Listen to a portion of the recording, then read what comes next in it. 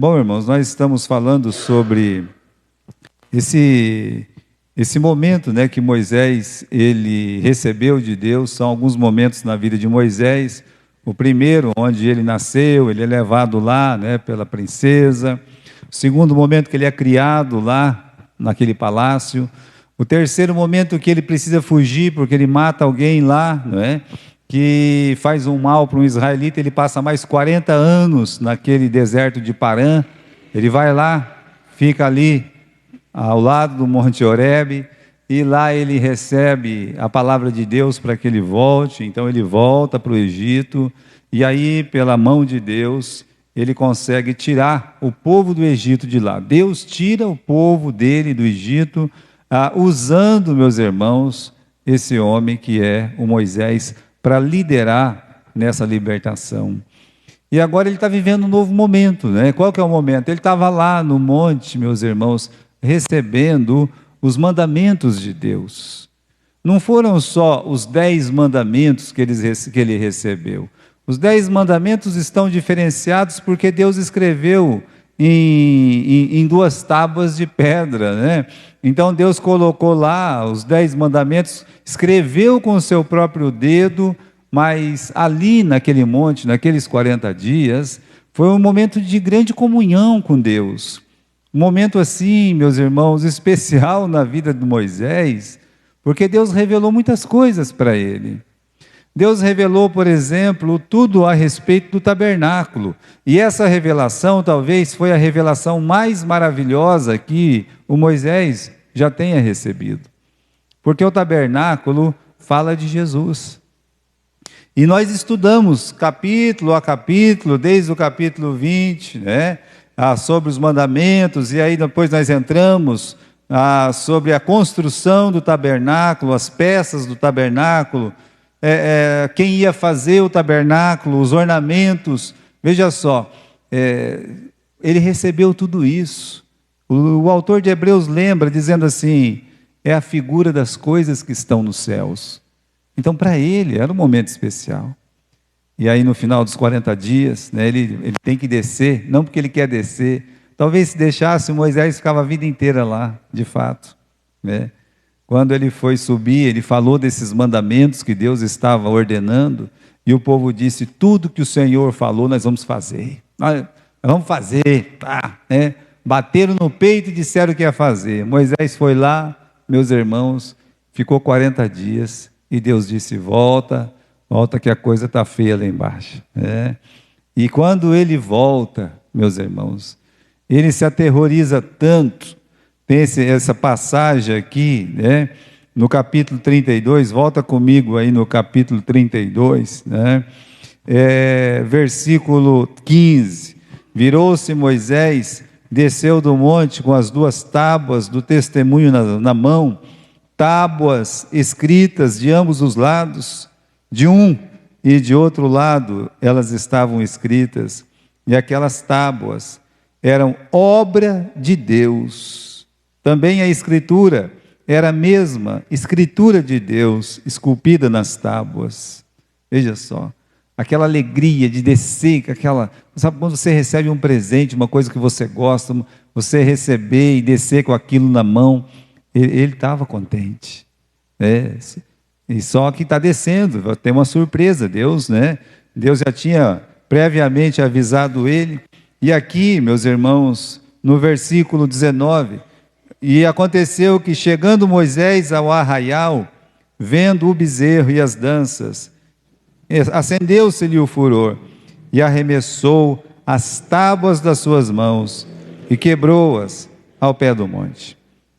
Ele não levou o susto e derrubou as tábuas.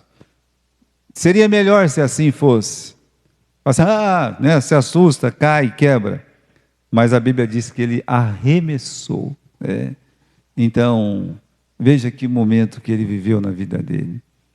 Ele falou um pouco de graça, de misericórdia para Deus. Deus, não destrói esse povo não. Mas quando ele viu o povo sem roupa, o povo com aquelas danças imorais, quando ele viu aquele bezerro de ouro, e as pessoas dizendo para o bezerro de ouro: esse é o nosso Deus que nos tirou do Egito, ele ficou inflamado na sua ira, ficou triste.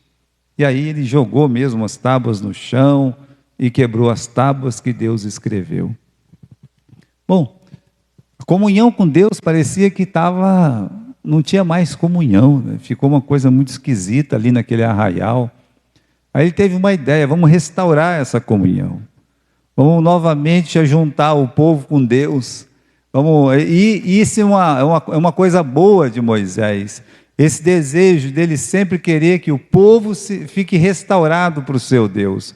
Não foi um momento apenas, foram muitos momentos na vida de Moisés em que ele deseja que o povo esteja próximo de Deus, dentro da vontade de Deus. Essa aqui, meus irmãos, do capítulo final, do 32, o começo do 33, é esse momento que ele quer essa restauração. Ele gasta tempo em restaurar a vida. E aí, então, no final do capítulo 32, ele tem uma ideia, né? Ó Senhor, eu vou fazer um sacrifício aqui, uma propiciação pelos pecados. Ele fala para o povo: eu vou lá, vou fazer uma propiciação pelos pecados, né? Isso quer dizer, teria que matar um animal ali, derramar o sangue daquele animal, que simbolizava realmente o sangue de Cristo. E ele tem um momento assim, meus irmãos, que não é bom, né? Quando a gente, às vezes, a gente quer mudar aquilo que Deus, Ele já tem instituído. Por exemplo, né? O princípio da restauração é o quê? É sempre o sangue do Cordeiro.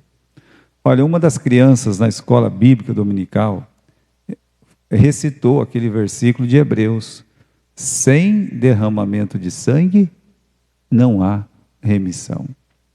Então, a nossa salvação, a remissão, aquilo que nos aproxima de Deus e nos faz permanentes diante de Deus, aquilo que nos deixa na presença de Deus, não somente na terra, mas no céu, é o sangue do Cordeiro. E aí o Moisés tem essa ideia, né? No capítulo 32, versículo 32, ó Senhor, aceita, né? Perdoa o seu pecado, senão risca-me do teu livro.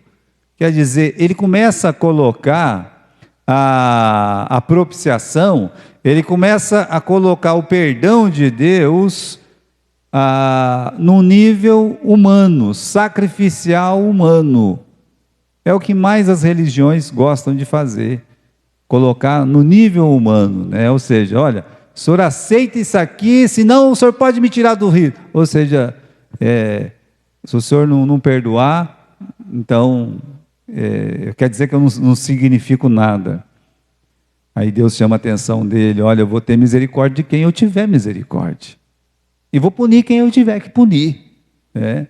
Ou seja, a remissão, a salvação, a propiciação, apesar de Jesus ter morrido, meus irmãos, para salvar os pecados, é uma coisa individual. A minha morte não vai tirar o pecado de nenhum de vocês, e vocês morrendo, se todos morressem aí, não ia tirar os meus pecados. O meu auto-sacrifício não tira pecado de ninguém. É nesse ponto que Paulo ele trabalha lá em 1 Coríntios capítulo 13. O que vale eu que ir lá e fazer um sacrifício, me oferecer como... Não tem razão de ser. Por isso, meus irmãos, olha, Deus, Ele não aceita nada senão o derramamento de sangue. Isso está claro na Bíblia desde o começo. Isso aqui não é uma coisa que começou com Moisés, jamais.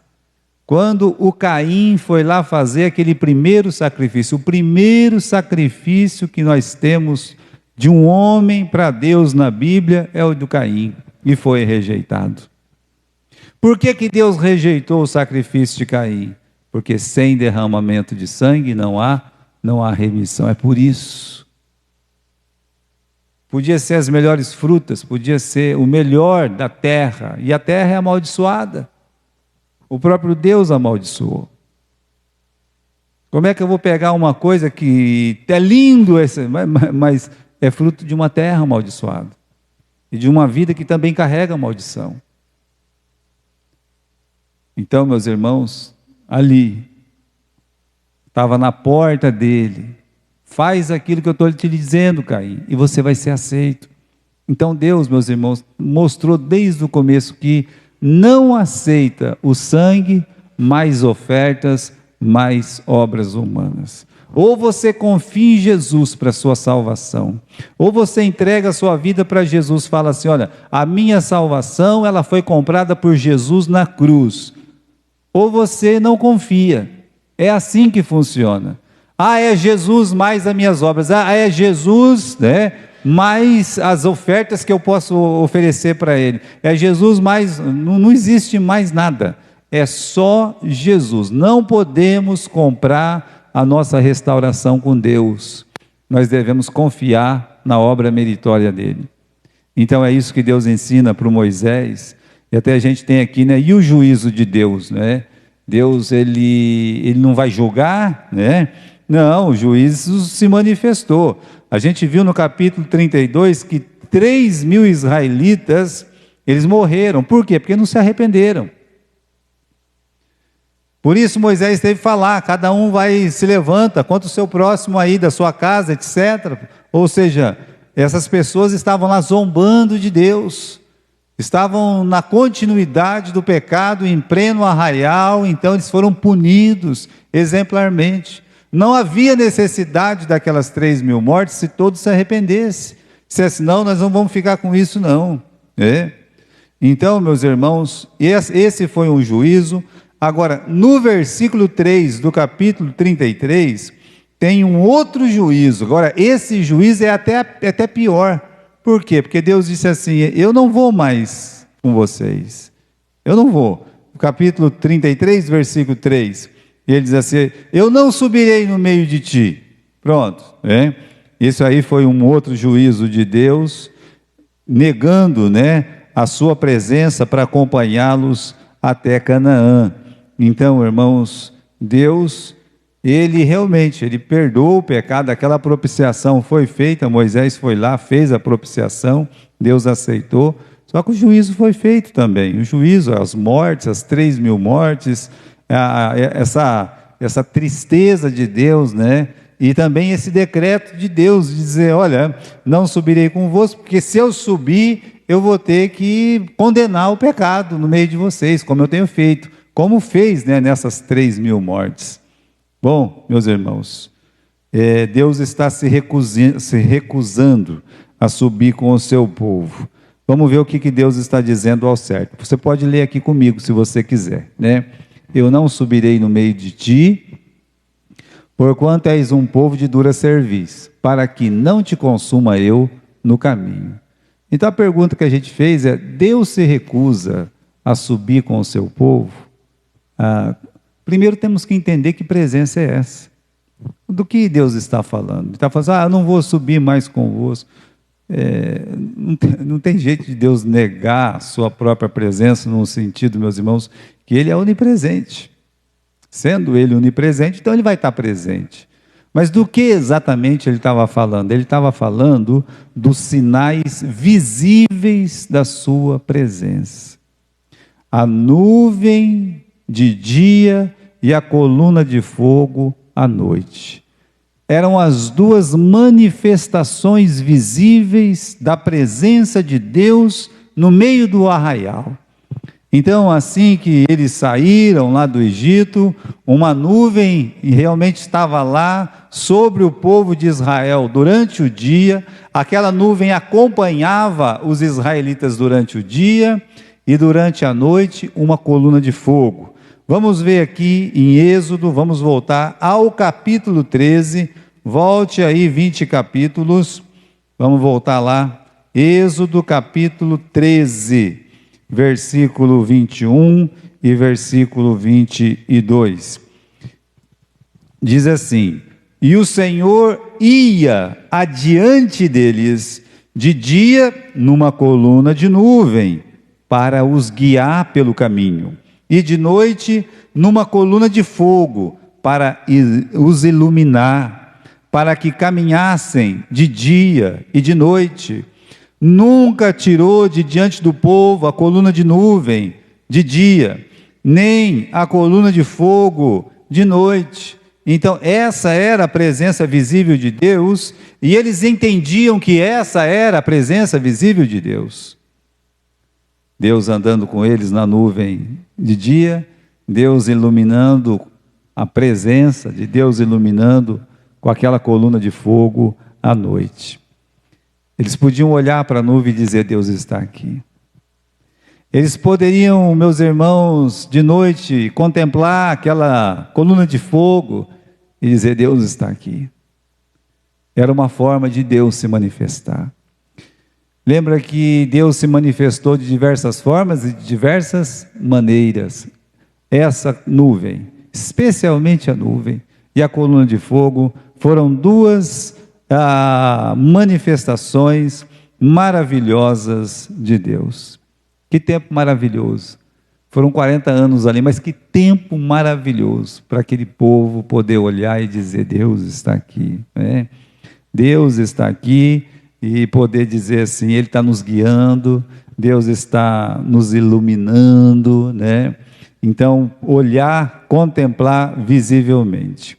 Então, por essa nuvem, veja só, por essa nuvem, Deus os guiava, né, levando eles pelo caminho, tirando eles do meio dos inimigos, levando para caminhos que eram mais distantes, mais caminhos que eles podiam desfrutar mais tempo da presença de Deus, poder ter mais tempo de ter comunhão com Deus. Veja, como é que a gente vai ver as coisas? Eles saíram do Egito até chegar em Canaã, era uma semana andando, podia lá, 2, 3 semanas já chegava lá, rapidinho eles chegavam, mas levou 40 anos. Você pode olhar e, né, dizer assim: puxa vida, também, né, eles foram lá, pecaram e tal, podia ter sido somente 1 ano e meio, 2 anos, podia ser, né, pelo caminho que Deus escolheu. Foram 40 anos, mas 40 anos só com Deus, cuja única preocupação era Deus. A pessoa levanta hoje, ela tem que ir trabalhar, não é assim? A pessoa levanta, faz o café correndo, levanta tal, já mexe, monta na sua moto, monta no seu carro, pega o circular e puf, vai trabalhar. E aí ele vai, tem 1 hora de almoço, 1h30, depois volta a trabalhar, acaba o serviço, volta para casa, né? E aí, de repente tem culto na quarta-feira, tem culto no domingo, né? Essa pessoa vem para o culto para ter essa comunhão. Aí eles não tinham essa preocupação, nenhuma. Eles moravam em tenda, eles não tinham quintal para limpar, não nascia mato lá para eles. A comida levantava de manhã, estava na porta da casa, a água vinha da rocha, era só comunhão com Deus. Então eles poderiam ter aproveitado 40 anos dessa comunhão com Deus, mas não foi isso que aconteceu. Foram 40 anos reclamando de Deus, infelizmente. Então, por aquela nuvem, Deus os guiava. Abra aí em Salmos capítulo 99 e versículo 7. Vamos para o livro de Salmos capítulo 99 e versículo 7. Diz assim: na coluna de nuvem lhes falava. Então, por aquela nuvem, não apenas Deus os guiava, mas o salmista está dizendo que naquela nuvem Deus lhes falava. Uma voz, meus irmãos, podia ser ouvida daquela nuvem. Às vezes essa voz era uma voz pesada, né, para punir. Sabe, quando Moisés ele casou com uma mulher cuxita, e quando ele casou com aquela mulher cuxita, os seus 2 irmãos, o Arão e a Miriam, especialmente a Miriam, ela fomentou uma rebeldia ali.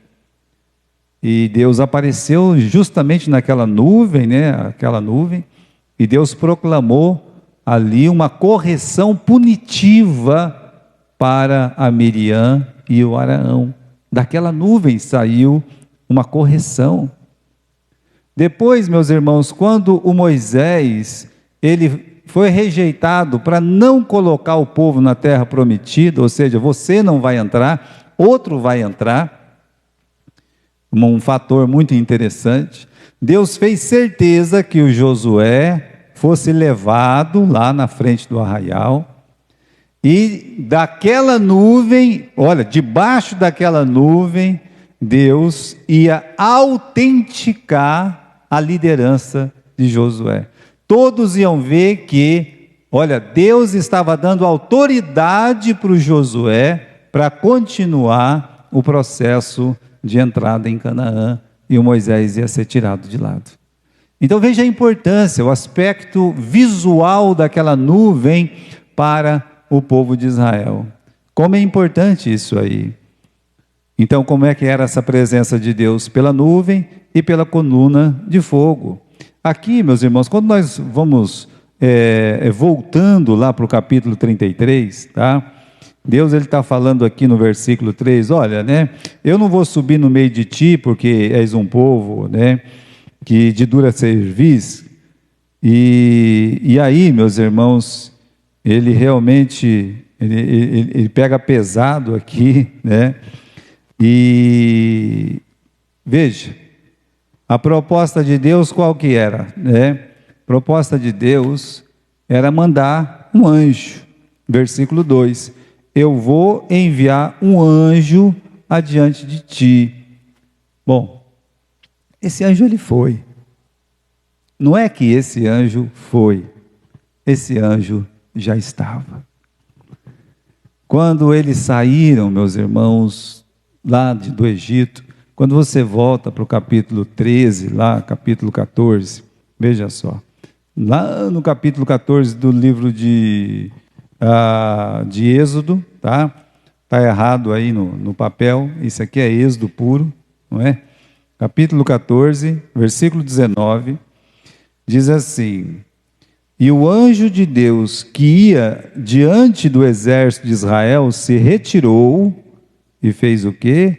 E foi para trás deles. Então nós temos aqui o anjo, né? Esse anjo, né, que estava acompanhando o povo de Israel desde a saída do povo de Israel do Egito.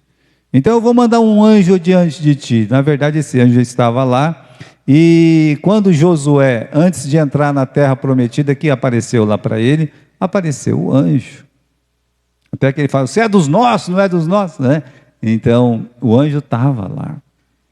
O que Deus estava querendo mostrar para eles é o seguinte: essa nuvem não vai mais, essa coluna de fogo não vai aparecer mais. E era muito difícil para eles entender que Deus não ia estar mais lá, né, com aquela nuvem ou com aquela coluna de fogo. Para eles ia ser muito difícil. Então, meus irmãos, Deus aqui no versículo 3, voltemos lá no capítulo 33, versículo 3, ele realmente vai mostrar para nós por que ele está querendo fazer isso. Antes de ver por que Deus ele estava evitando de ir, né, dessa forma visível, eu quero lembrar os irmãos dessa manifestação da nuvem no Novo Testamento. É algo muito interessante, né? Como a gente viu, Deus descia sobre a nuvem para guiar, para falar e até para punir o povo de Deus. Então, Deus estava lá naquela nuvem e muitas coisas aconteciam. Agora, a nuvem no Monte da Transfiguração, né? Quando Deus, meus irmãos, quando Jesus ele se manifestou como Messias, teve esse momento da transfiguração ali, que ele levou o Pedro, o Tiago e o João, e aí então o seu corpo se tornou resplandecente, ele se transfigurou. Eu queria abrir com vocês aqui em Mateus, no capítulo 17, porque fala desse momento. Capítulo 17 de Mateus, no versículo 5, diz assim: estando ele ainda a falar, eis que uma nuvem luminosa os cobriu. E o que saiu da nuvem? Saiu uma voz. O que lembra bem o que acontecia no Velho Testamento. Aquela voz que saía da nuvem. E essa nuvem, meus irmãos, essa voz que saiu da nuvem, quem que falou? Olha lá. Você olha no versículo 5, e da nuvem saiu uma voz que dizia: este é o meu filho amado, que me dá alegria. escutai-o. Então, Deus, ele se manifestou naquela nuvem, de uma forma semelhante àquela do Velho Testamento. Então, a nuvem no Monte da Transfiguração, e a nuvem também está presente tanto na ida, quanto na volta de Jesus, quando ele faz a sua ascensão, quanto ele faz, meus irmãos, o advento. Então, se você olhar aí, vamos no livro de Atos, capítulo 1, e versículo 8 e 9, quando Jesus, ele dá as suas, ele concede, né, as suas últimas palavras, capítulo 1 do livro de Atos, versículo 8 e 9. Dadas as instruções, correto? Eis que vocês vão receber, né, o poder do Espírito Santo e tal, né? Vocês vão ser testemunhas de mim, tanto na Judéia, Samaria, até em confins da terra. Versículo 9. E quando dizia isto, vendo eles, foi elevado às alturas, e uma nuvem fez o quê? O recebeu. Então, uma nuvem o recebeu, ela age aqui como um portal que leva, né, o nosso Senhor até as alturas. Olha, ele foi elevado às alturas, uma nuvem o recebeu, ocultando aos seus olhos. Agora, houve uma promessa aqui, meus irmãos, de que ele voltaria da mesma forma, correto? Versículo 11, os quais disseram, homens galileus, por que estáis olhando para o céu? Esse Jesus que dentre vós foi recebido em cima no céu, ele há de vir como para o céu o viste ir. Uma promessa. Aquela nuvem então, meus irmãos, né, a presença de Deus. E aí nós temos o advento, um dia ele vai ter que voltar. Como é que Jesus vai voltar? Vamos lá em Apocalipse capítulo 1 e versículo 7. Apocalipse capítulo 1 e versículo 7. Vejamos ali. Apocalipse capítulo 1 e versículo 7. Diz assim: eis que vem com as nuvens, e todo o olho o verá, até os mesmos que os transpassaram, todas as tribos da terra se lamentarão sobre ele. Sim, amém.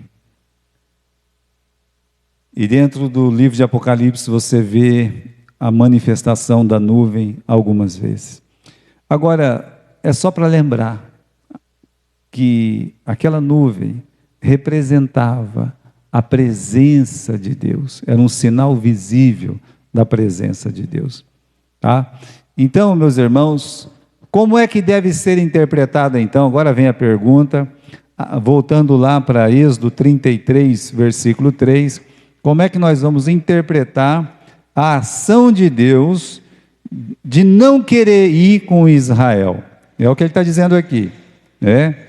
Ele está dizendo no versículo 3, porquanto és um povo de dura cerviz, eu não vou subir no meio de ti, para que não te consuma no meio do caminho. Será que é um abandono de Deus? Deus está abandonando, veja só, Deus está abandonando o povo dele, Deus não quer mais subir com o povo dele. Não, né? Tanto não é um abandono que ele está falando que um anjo ia lá, não está abandonando, é um desaforo, né? Deus está fazendo uma birrinha aqui, vocês fizeram isso, então agora... Não, nosso Deus não é um Deus de birra e desaforo, e nem um Deus de abandono, jamais. No capítulo seguinte, Moisés vai falar dessa graça, dessa misericórdia de Deus. Foi um ato de misericórdia, meus irmãos. Olha o que ele diz no versículo 3, só isso e mais nada. Ele diz assim, para que eu não te consuma no caminho, né? E depois, meus irmãos, Deus ele vai, né? Ele decide ir, a nuvem vai acompanhar, a coluna de fogo também vai acompanhar. Só que o juízo de Deus foi implacável. Com exceção de Josué e Caleb, quem é que entrou na terra prometida? O juízo de Deus foi, meus irmãos, pesado ali. Aconteceu exatamente o que Deus predisse. A presença dele foi, mas o povo foi consumido na presença de Deus. Foi consumido. Então, a gente fica, né, não está aqui, né, nenhum ponto doutrinário, né? Será que não era melhor eles ter ficado só com o anjo, né? Mas, olha, irmãos, tudo que Deus diz que vai acontecer, acontece. Essa é a grande lição. Quando Deus fala, olha, assine embaixo, né? Então, olha, vai acontecer exatamente o que Deus disse. Não é isso que o Paulo fala lá naquele navio? Olha, o navio vai se arrebentar tudo, vai afundar, vai naufragar, ninguém vai morrer, viu? E eu acredito naquilo que Deus disse. Era um doido, né, falando lá. Mas ele disse, eu acredito naquilo que Deus disse. Então, aconteceu exatamente o que Deus disse. O povo foi consumido, totalmente. Muito bom, né? Nada pode ser mais triste que esse afastamento de Deus. Capítulo 33, versículo 4. Ouvindo o povo esta má notícia, chorou, né? Começou a prantear, e ninguém pôs sobre si os seus ornamentos, mesmo porque Deus estava lá, meus irmãos, dizendo para eles não colocar mesmo o ornamento. Mas nada pode ser mais triste que esse afastar de Deus. Primeiro que o pecado, meus irmãos, seja ele grande, seja ele pequeno, o pecado, meus irmãos, ele nos separa de Deus. O pecador sem Cristo, ele está separado de Deus por conta do pecado. E o crente em pecado também sente esse afastamento, porque o pecado sempre nos separa de Deus. É isso que diz o profeta Isaías, é isso que diz as Escrituras, é isso que conta a primeira história de Adão e Eva. O pecado nos separa de Deus.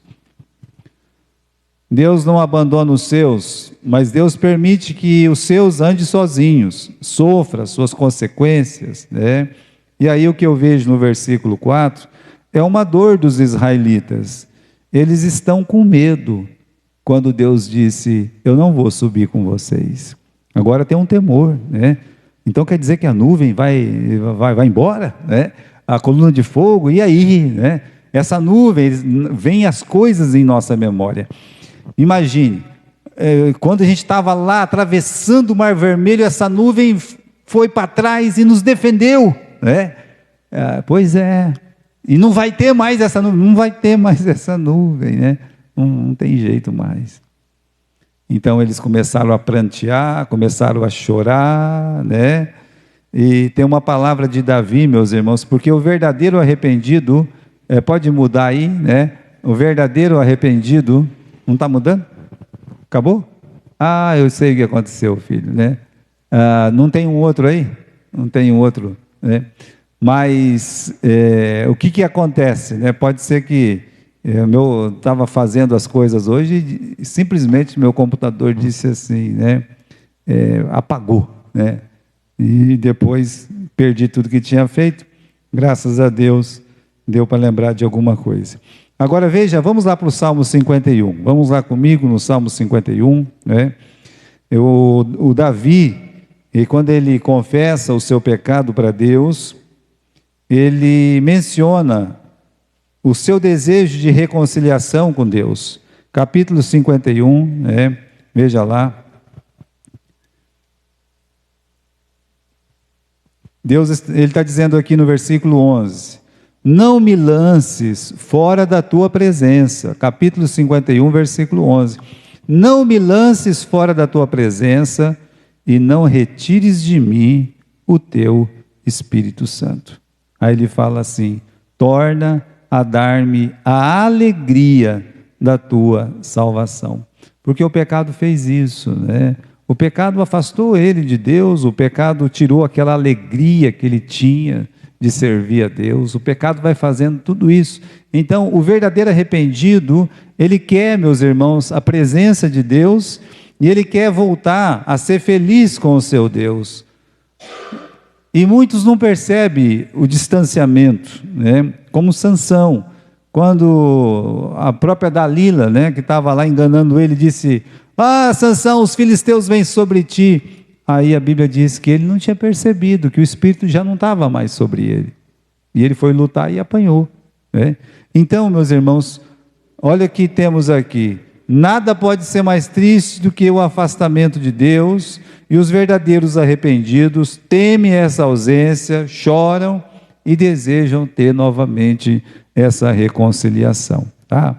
Agora, veja que Deus disse alguma coisa lá, para a gente terminar no versículo 5 e 6. O Senhor falou: ó, vocês é um povo de dura serviço, se eu subir, eu vou consumir vocês. Porém, final do versículo 5, agora, tira os teus ornamentos, para que eu saiba o que te hei de fazer. Então os filhos de Israel se despojaram dos seus ornamentos.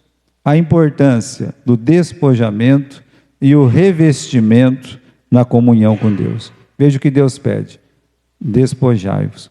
Eles ainda estavam, né, com aquela roupa, não é só a roupa, né, porque é uma coisa interna também. A gente tem que entender que aqueles atavios, eles simplesmente mostravam o que tinha dentro do coração deles. Então Deus disse: despojai-vos desses atavios, desses ornamentos. Todo mundo nessa festa imunda aí, com esse bezerro imundo, com essas coisas imundas, olha, joga fora, tira para fora toda essa vaidade, tira para fora toda essa mentira, tira para fora todo esse pecado, tira para fora essas coisas imundas que estão no coração de vocês. É muito parecido com o que Paulo fala no livro de Efésios. Vamos voltar, vamos lá para frente, né? Será o nosso último texto lido hoje. Efésios, no capítulo 4, no versículo 22, o apóstolo Paulo trata disso, meus irmãos, de despojamento e revestimento. O que a gente tem que tirar e aquilo que a gente tem, meus irmãos, que nutrir. Então, vamos lá, né? Efésios, para a gente terminar, Efésios capítulo 4, versículo 22. Quanto ao trato passado, vos despojeis do velho homem, que se corrompe pelos desejos do engano. Então esse velho homem corrompido, um desejo, meus irmãos, enganoso. O diabo é mentiroso, ele nos engana. Então a gente é levado pelos desejos do engano, como o Paulo está dizendo aqui. E aí ele fala o seguinte no versículo 23: vos renoveis no espírito da vossa mente, e vos revistais do novo homem. Ou seja, tira o velho homem, se vista do novo homem, que segundo Deus é criado em verdadeira justiça e santidade. Que segundo Deus, é uma criação divina pelo sangue de Jesus. Aí ele fala o que a gente tem que tirar. Versículo 25: portanto, deixai ou retirai, despojai, né? Tirai a mentira e fala a verdade, cada um com o seu próximo, porque nós somos membros uns dos outros.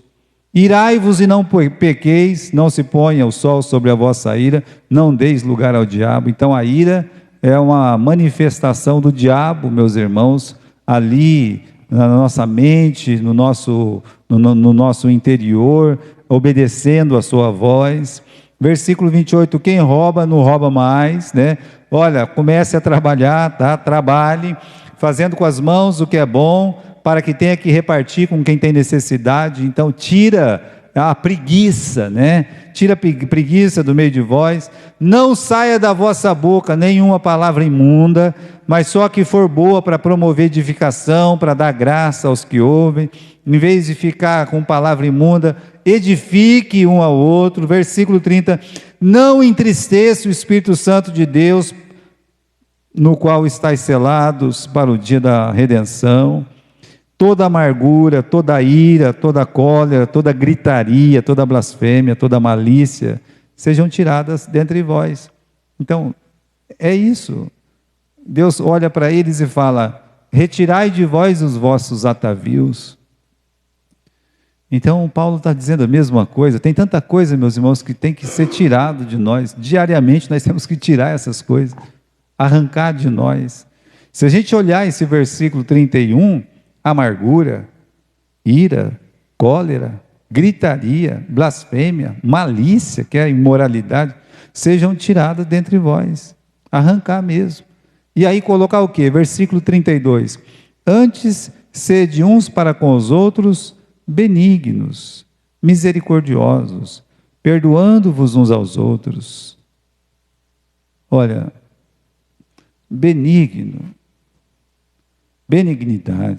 é diferente de bondade. A bondade é um ato. Sei lá, levar um copo d'água para uma pessoa que está com sede é uma bondade. Aí, vamos dizer que é uma pessoa que você odeia, detesta, aí alguém está vendo, você é obrigado a dar um copo de água para aquela pessoa, não deixe de ser uma bondade, você vai lá, deu o copo de água, é uma bondade. A benignidade é o desejo de fazer a bondade, é você querer transformar aquele desejo que está dentro do seu coração num ato bom. Você olha, eu nem posso levar um copo de água para essa pessoa, acho que eu vou ligar para alguém levar esse copo de água. Isso é benignidade. É você realmente querer o bem da outra pessoa. Por isso que usa-se tanto essa palavra benignidade. Benignidade é o que tem que estar dentro do nosso coração para exteriorizar a bondade. Aí ele fala, além da benignidade, misericórdia. É colocar o coração na miséria do outro. Falar, o outro errou, o outro... Daí, por isso, segue-se a palavra, perdoando-vos uns aos outros. Deus está dizendo para a gente realmente cuidar do nosso próximo. Então, tira todas essas coisas ruins e começa a colocar essas coisas aí no teu coração, benignidade, misericórdia e bondade. Como é que é? O que mais aqui? E perdão, né? Perdão. É isso, meus irmãos. Essa lição até o versículo 6. Semana que vem nós vamos continuar a partir do versículo 7. Tá bom?